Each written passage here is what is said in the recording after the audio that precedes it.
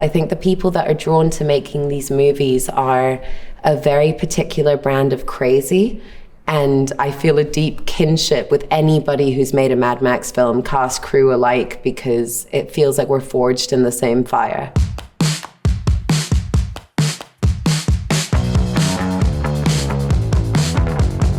The Queen's Gambit.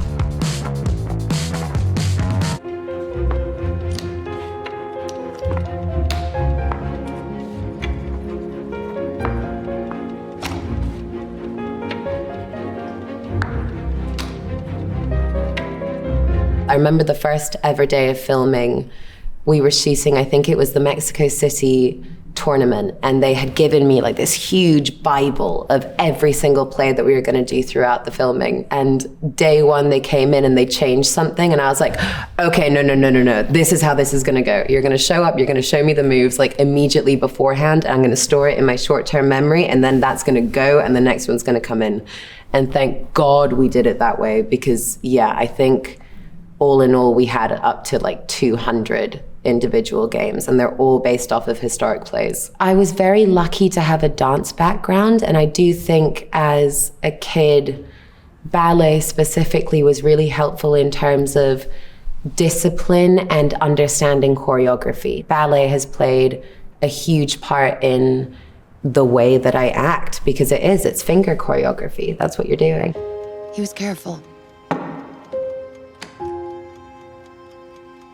I had to retreat, but he kept coming. I wanted to scream. The entirety of Queen's Gambit was an absolute dream, because from the moment I read that book, it was a gift. I knew how to tell this story. I knew who this person was very intimately. Our director, Scott, and then all of the different department heads really understood just how close Beth and I were. And so they realized very quickly that I needed to be a part of every decision-making process. And so Gabrielle Binder and I spent hours doing fittings, and it was incredible, because the beauty of clothes for a character is you put something on me and immediately with my body you can tell, like, nope, that's not it. Like, we have to get rid of it. And so it was just a lot of hours of fittings. I have a very personal connection to a lot of the clothes, and I actually have a lot of the clothes. Gabrielle very sweetly gifted them to me. I have a strong feeling towards the final outfit that she wears, just because it felt like such an emotional slog for her to get there, to get to a place. I'm talking about the White Queen outfit, the hat, and the cinched jacket. She'd had such a rough time getting to that spot, and so on the day that we shot that, I was like, wow, this is what it feels like to be Beth, liberated from all of this shame and pain and deep anger that she has.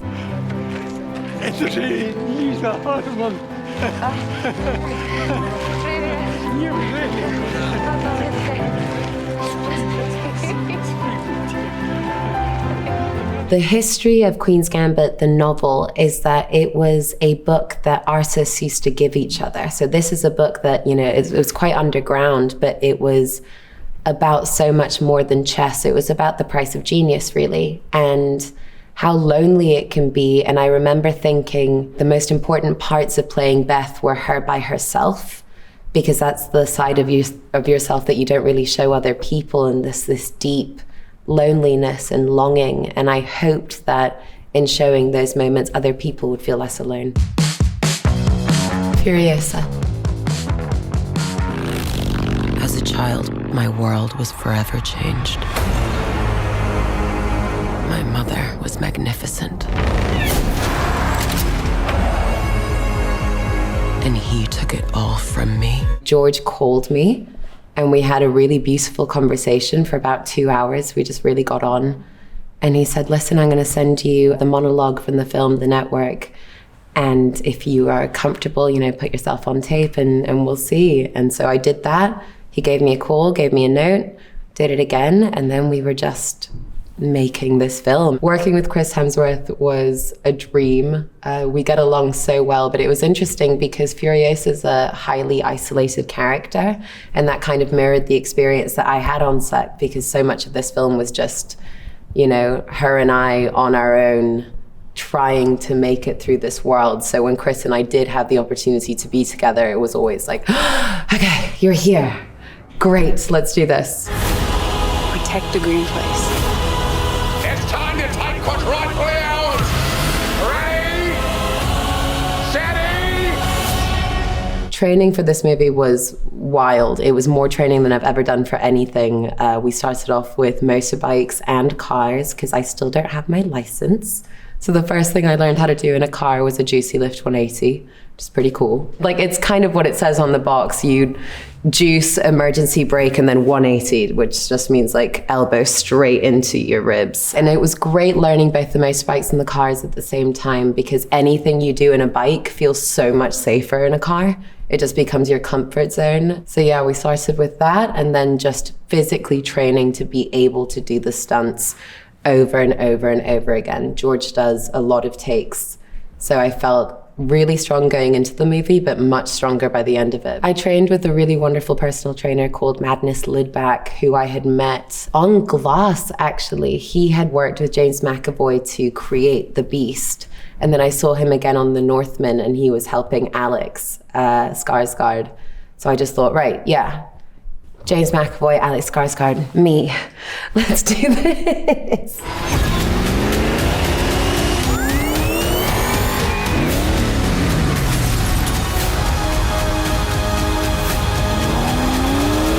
I didn't talk to Charlize before filming the movie because I felt like I had to go on my own journey with it. But the second that I was done, I was like, hey, we should get together and swap war stories because it's such a specific experience. I think the people that are drawn to making these movies are a very particular brand of crazy.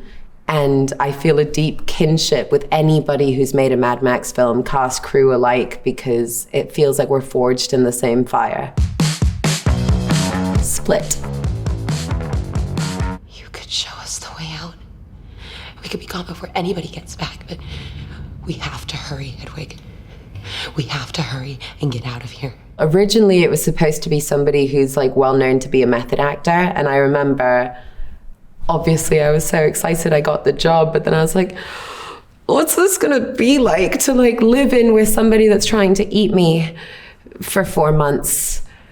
Cool. So I was so grateful that it was James, and he's so talented. And again, like, we just supported each other through that, because it's a really strange state to be in consistently. And I find that the darker, at least for me, the darker the subject matter of a film, the more love and support you need to have off camera, because that's what allows you to get there. So we laughed a lot on that job. James and I would prank each other pretty consistently. And he once made me like stuffed clothes out of Cheetos and left it in my green room when I came in and it was all dark, and it scared the life out of me. I've never gotten him back. Not that good. I'm working on it. James, I'm coming for you. Who the hell is this?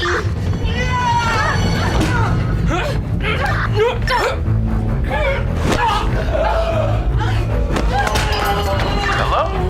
Working with Knight is very intense, but again, we formed a very close friendship. I kind of realized something about myself, which was specifically when it comes to working like this. If I love you, I will give you everything. If there's any kind of environment that's super antagonistic, I shut down. Like, that's just the way that I work. And I think because of that, and I told Knight that very early on, because I knew that my character Casey was, you know, a victim of assault and abuse, and I knew that I needed to be sort of protected in that, and Knight was right there with me and so supportive. And he was actually the first, not the first because I did it with Rob, but like that felt more gleeful. I would sit behind Knight and watch any scene that I wasn't a part of because I just wanted to learn. Like, I'm so interested in filmmaking, and every department fascinates me. And so anytime that I wasn't in front of the camera, it like set the precedent of, now I'm with sound, now I'm with props, now I'm over here, now I'm with stunts. And yeah, I love that 360-degree approach to what I do. The Witch. from a very young age, I always told my mum, like, I'm just going to be in the right place at the right time and it's going to happen. Like, I know that there's this world where I make more sense and where I have something to offer, and I'm just going to, somehow this is going to work. And I was walking my dog wearing heels for the first time because I was practicing for a party when I was 16, and a car started chasing me, essentially, and I picked up my dog and I ran, and then this guy stuck his head out the window and said, if you stop, you won't regret it, which is crazy and like so horror movie-esque, and like, don't think I'd do it again. But it worked out this time around, and he was the head of a modeling agency, and I went in with my parents the next day, did like 3 jobs, and then met a wonderful actor named Alan Leach, who put me in touch with my agent now, and she's been my agent for like over 10 years. I confess I've lived in sin. I've been idle of my work, disobedient to my parents, neglectful of my prayer. I never thought that I was going to get that job because Thomasin was written in the script as plain, and I can be a lot of things, but I was like, I'm super weird looking. Like, there's no world in which I'm gonna fit into this. But it really struck me, and it gave me a feeling that I think from then on I've always looked for when I'm reading a script, which I just felt very unnerved, but also drawn towards this thing that I couldn't quite understand. And I remember reading it, and instantly my posture changed and my voice changed, and I was like, oh, okay, something's happening here. Jonas! Father said stop it. Thomasin! Stop. Stop it! Each of you, stop it! Thomasin, take the twins inside. Not only was the script incredible, but I feel like so many things that I didn't understand, I got to learn firsthand off of incredible actors like Kate Dickie and Ralph Ineson, and they showed me what it was to be the kind of actor that, you know, I hope I am now, but also that I respect, which is, you are a creative making this movie. Your body, like, you don't just stop at actor. You are a creative on set. And that meant that because we had no money, we were, you know, I was laying down dolly track. I was staying overtime. I was, you know, just a part of everything. And being able to learn in that way was invaluable. Use Lucifer. You know it. The twins know it too. Slander thy brethren no more. It is they. From my side. 'Twas they and that goat what bewitched us all, fam. Lies. Was the wolf still, Sam? I never saw no wolf. I remember having a really important conversation with Rob where there's a moment where Thomasin's been accused of, you know, doing everything, and she like tries to tell her parents that it's actually the twins and that they're making this, you know, covenant with the devil. And Rob had written that I was hysterically crying, and I just couldn't get there, which was weird for me because tears come, you know, relatively easily. And I just looked at Rob and I was like, she's angry. Like, we have to stop pushing this narrative that we just cry all the time. Like, she's so angry right now. And having that conversation with him and kind of sticking up for my character in a way really set a precedent for me. And I loved it when the film came out. Rob came up to me and he was like, you were right. I was like, yes, good. The Northmen. I am Olga of the Birch Forest, and I too vow to escape the silent. Then you must face many foes. As do you. Would you face them alone? Olga was interesting to me because I remember when I spoke to Rob, he was like, she's the lady of the lake. And I realized that no one ever looks at life from the perspective of the lady of the lake. Like, their job is just to be ethereal and help in any way. And I was like, okay, so like, how do I connect that and make it human? And I think, funnily enough, that answer came out of actually making this film, because making this film was so physically difficult, and it coming straight off the back of COVID, I was just the enthusiastic, cold cheerleader of everyone. Like, I just showed up every day and I was like, this is amazing. We get to make films. We're all together. This is incredible. Yes, it's freezing. Yes, the mud has turned to ice and we are barefoot, but fuck it, this is great. And I think having that sort of attitude and taking care of everybody on set, because I'm, you know, part of a group of people that have been sold to this chieftain. And so I really felt like it was my responsibility to take care of everybody that was with me. And I think that really informed Olga, where I was like, oh, okay, she has this big heart and she's able to give more. And that's what allows Alex's character to kind of go further.